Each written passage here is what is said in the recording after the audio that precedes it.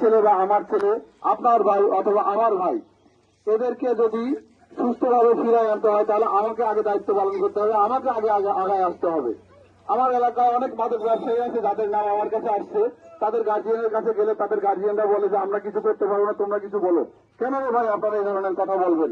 আপনার সন্তানকে আপনি সুস্থ করেন, আপনার সন্তানকে আপনি সঠিক পথে আনেন, এরপরে না হলে আপনি আসেন, আমাদের কাছে আসেন, আমাদের সাথে নিয়ে আপনি প্রতিহত করেন।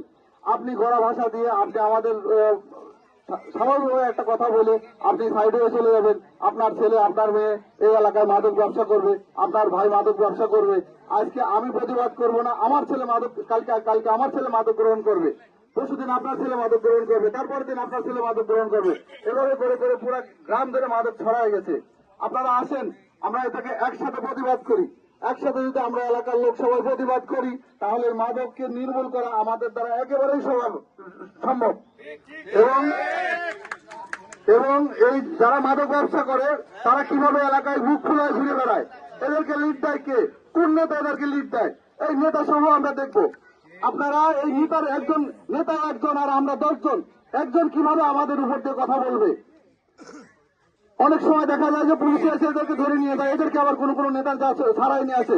এই নেতাকে আপনারা ধরেন, যে ছাড়াই নিয়ে আসে তাকেও ধরেন। এবং যে মাদক ব্যবসা করে, যার মাদকের সাথে যে জড়িত, তাকে ওইভাবে আমরা প্রতিহত করব। আমার এলাকায় আমরা কেউ কারো বিপদে আগায় আসি না, এটা হলো মেন প্রবলেম হয়ে দাঁড়াইছে। আজ আমি বিপদে পড়ছি, আপনি রাস্তায় দাঁড়ায় দাঁড়ায় দেখতেছেন আর হাসতেছেন। কালকে আপনি বিপদে পড়বেন, আমি রাস্তায় দাঁড়ায় দেখবো না। এইভাবে একটা সমাজ চলে না, এভাবে কোন সমাজ চলে না। সমাজের একতা থাকতে হবে, একত্রবদ্ধ থাকতে হবে। একতা যদি থাকে তাহলেই মাদককে নির্মূল করা একেবারেই সম্ভব। এই বলে আমি আমার সংক্ষিপ্ত বক্তব্য শেষ করছি। ধন্যবাদ।